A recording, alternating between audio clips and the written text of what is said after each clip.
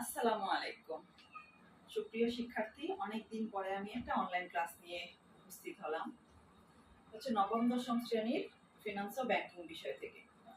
তো আজকে আমি অর্থের সমানমূল্য অধ্যায় থেকে একটি অঙ্ক করাবো। সেটা হচ্ছে ভবিষ্যৎ মূল্য নির্ণয় করা বা ফিউচার ভ্যালু নির্ণয় কিভাবে করতে হয়।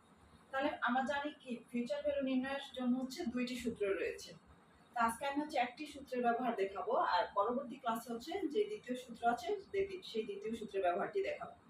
তাহলে এখানে আমি আগেই বোর্ডে কি সূত্রটা লিখে রেখেছি। দেখো এখানে আছে কি এফবি সমান সমান PB into 1 plus I to the power N.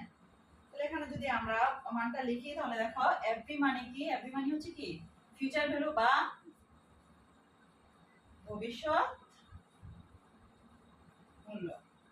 তাহলে আমরা তারপর আছে কি পিবি, পিবি মানে কি বর্তমান মূল্য, পিবি মানে কি প্রেজেন্ট ভ্যালু বা বর্তমান মূল্য, আর আই হচ্ছে সুদের হার।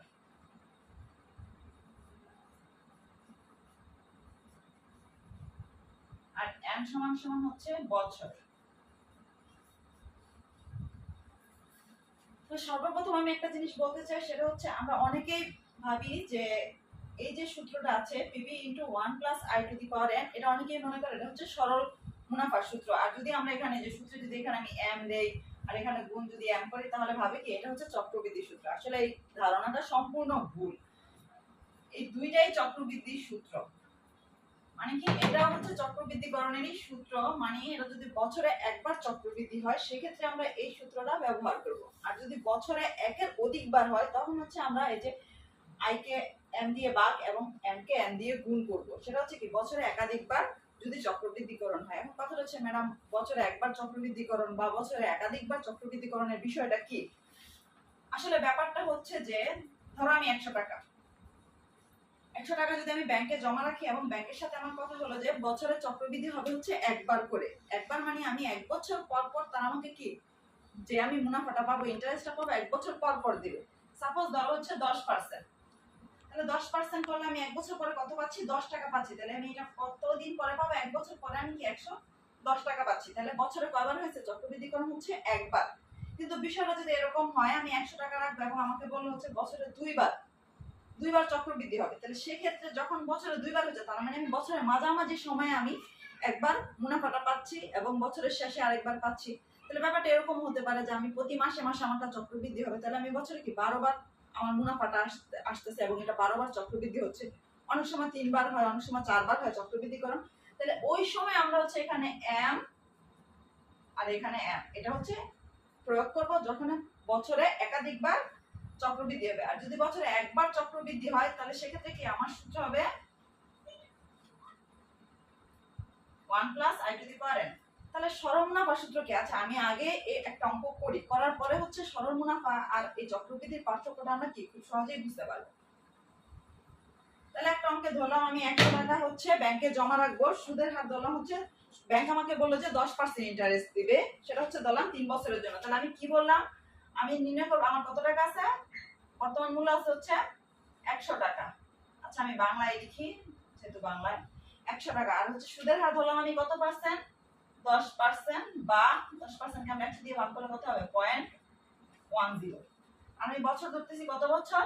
3 বছর ধরলাম। ও সরি, বাংলায় তো লিখবো 3 বছর। তাহলে আমি এখানে এটা মানগুলো বসাই দিয়ে আমি কি বললাম, আমার কাছে 100 টাকা আছে, আমি ব্যাংকে 100 টাকা রাখতেছি এবং 100 টাকা কি 3 বছরের জন্য রাখতেছি। বছরে কি একবার চক্রবৃদ্ধি হবে। আমি আবারও কথাটা বলতেছি, এটা কি সরল মুনাফার সূত্র না, এটা চক্রবৃদ্ধিকরণের সূত্র এবং বছরে একবার চক্রবৃদ্ধি হবে। তাহলে আমি দেখো যদি আমি এখানে মানগুলো বসাই দিই, আমার আছে কত টাকা আছে? 100 টাকা আছে। আমি ব্যাংকে রাখতেছি, কত পার্সেন্ট ইন্টারেস্ট দিবে আমাকে? আমি বললাম যে 10% দিবে, যে 10। ঠিক আছে, কয় বছরের জন্য রাখতেছি? 3 বছরের জন্য। তাহলে আমার 100 যোগ করলে হবে 1.10 আর 3 বছর।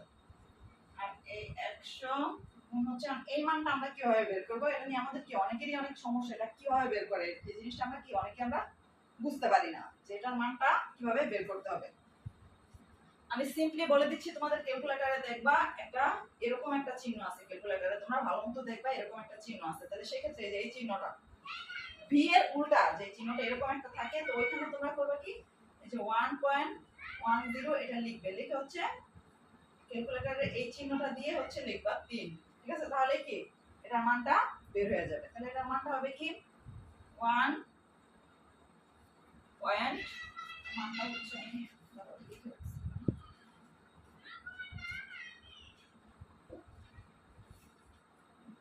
1.331। তাহলে আমরা এটা কিভাবে বের করলাম, এই যে 1.10 আর এই যে ক্যালকুলেটর এই চিহ্নটা দিয়ে আমরা 3 দেব। ঠিক আছে, তাহলে আমার এটার উত্তরটা হবে হচ্ছে 133.1 টাকা। তাহলে আমি কি উত্তরটা পেলাম? আমরা কিসের উত্তর পেলাম? আমি আজকে ব্যাংকে যদি 100 টাকা রাখি এবং ব্যাংক যদি আমাকে প্রতি বছর এটা চক্রবৃদ্ধিকরণ হয়, তাহলে আমি 3 বছর পরে ব্যাংকে কত টাকা পাচ্ছি? ব্যাংকে আমি পাচ্ছি 133 টাকা 10 পয়সা। তাহলে এটা আমি কি বললাম তোমাদের, এটা একটা চক্রবৃদ্ধিকরণের সূত্র। এখন প্রশ্ন হচ্ছে তাহলে ম্যাডাম সরল মুনাফাটা কি?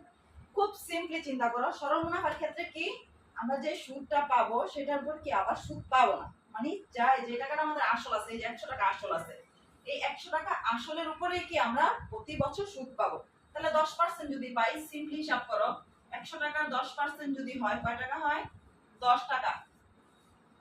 তাহলে আমি ব্যাংক থেকে প্রতি বছর কত টাকা করে সুদ পাবো? 10 টাকা করে সুদ পাবো। এবং কি এটা হচ্ছে আর চক্রবৃদ্ধি হবে না, শুধু সিম্পলি 100 টাকার উপরই পাবো। তাহলে আমার কিন্তু 1 বছর পরে গিয়ে আমার কাছে থাকতেছে কত? 110 টাকা থাকতেছে। ব্যাংকে গিয়ে আমি দেখলাম কত, জিজ্ঞেস করলাম আমার কত টাকা হয়েছে, ব্যাংক বললো 110 টাকা আছে। এখন পরবর্তী বছরে কিন্তু আমি 110 টাকার উপরে সুদ পাবো না, আমি কত টাকার উপরে পাবো? সরলের ক্ষেত্রে আমি 100 টাকার উপরে সুদ পাবো। আর যদি আমার এই যে চক্রবৃদ্ধিকরণ হয় তখন আমি কি 110 টাকার উপরে পাবো।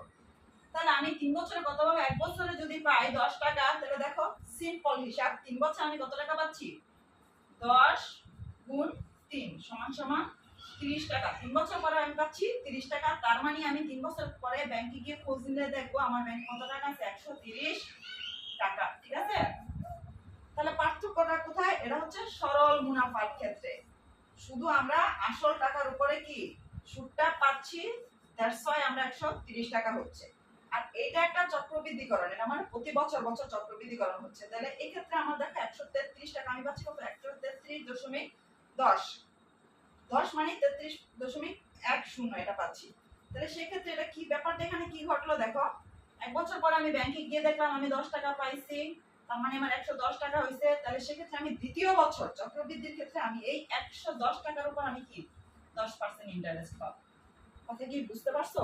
110 টাকার উপর আমি, তার মানে আমি 100 টাকার উপর পাচ্ছি, আবার যেই 10 টাকা আমি যে মুনাফা পাইলাম ওটার উপরও আমি কি 10% ইন্টারেস্ট পাচ্ছি। এটা হচ্ছে চক্রবৃদ্ধিকরণ বছরে একবার। আর আমার সরল মুনাফার ক্ষেত্রে কি শুধু এই আসলের উপরই আমি পাচ্ছি।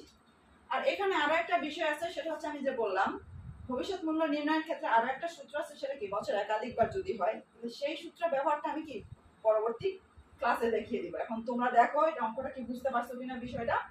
যার যেখানে সমস্যা আছে অবশ্যই কমেন্ট করে জানাবে, আর আমার চ্যানেলটা অবশ্যই সাবস্ক্রাইব করে দিবে। ধন্যবাদ সবাইকে, আসসালামু আলাইকুম।